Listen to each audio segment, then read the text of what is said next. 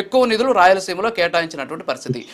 మీకు ఒక చిన్న డాక్యుమెంట్ చూపిస్తాను, ఎందుకంటే ఈరోజు రాయలసీమ గురించి మాట్లాడుతున్నారు కాబట్టి ఈ అంశం అందరికీ కూడా తెలియాలి కాబట్టి ఒక చిన్న డాక్యుమెంట్. సార్ ఒకసారి ఆ ప్రీ క్లోజర్ ప్రాజెక్ట్స్ కి సంబంధించిన జీవో చూపించండి సార్. ఇది వచ్చేసి ఆంధ్రప్రదేశ్ ప్రభుత్వం 2020 జూలై 8వ తేదీ ఇచ్చినటువంటి ఒక జీవో ఇది. ఈ జీవోలో చాలా స్పష్టంగా చెప్పడం జరిగింది, 198 వాటర్కి సంబంధించినటువంటి వర్క్ని ప్రీ క్లోజర్ చేశారు. ఇందులో ఒక రాయలసీమకి సంబంధించే దాదాపు 84 పనులు ఉన్నాయి. ఎందుకు రాయలసీమకి సంబంధించినటువంటి 84 పనులు ఉన్నాయి అంటే ఇందులో చాలా స్పష్టంగా చెప్పడం జరిగింది.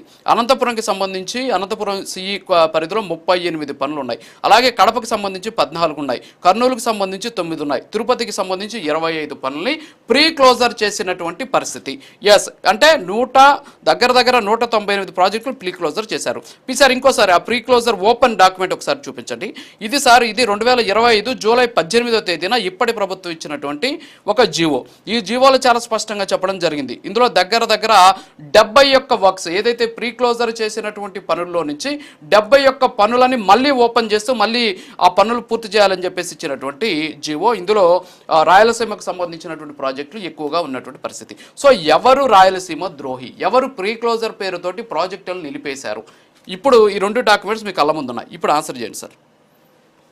నేను మా నెల్లూరు జిల్లా కూడా ఉండాలనుకుంటున్నాను. నెల్లూరు జిల్లా కూడా కొన్ని చేసినట్టున్నారు. మరి నేను ఓన్లీ రాయలసీమ గురించి మాట్లాడుతున్నా. ఓన్లీ రాయలసీమ అన్నారు కాబట్టి రాయలసీమ గురించి మాట్లాడుతున్నా.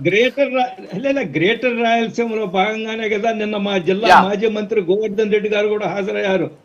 చంద్రబాబు నాయుడు గారు ద్రోహి, రాయలసీమ ద్రోహి అన్నారు. నేనేమంటున్నా అంటే రాజకీయ నాయకులు వాళ్ళ ప్రభుత్వంలో ఉన్నప్పుడు రాయలసీమకు ఏమీ చేయలేదని ఎవరన్నా, రాజశేఖర రెడ్డి గారు కొంత రాయలసీమకు న్యాయం చేయడానికి ఆయన తీసుకొచ్చిన పథకాలు అవన్నీ కూడా కొన్ని జరిగాయి.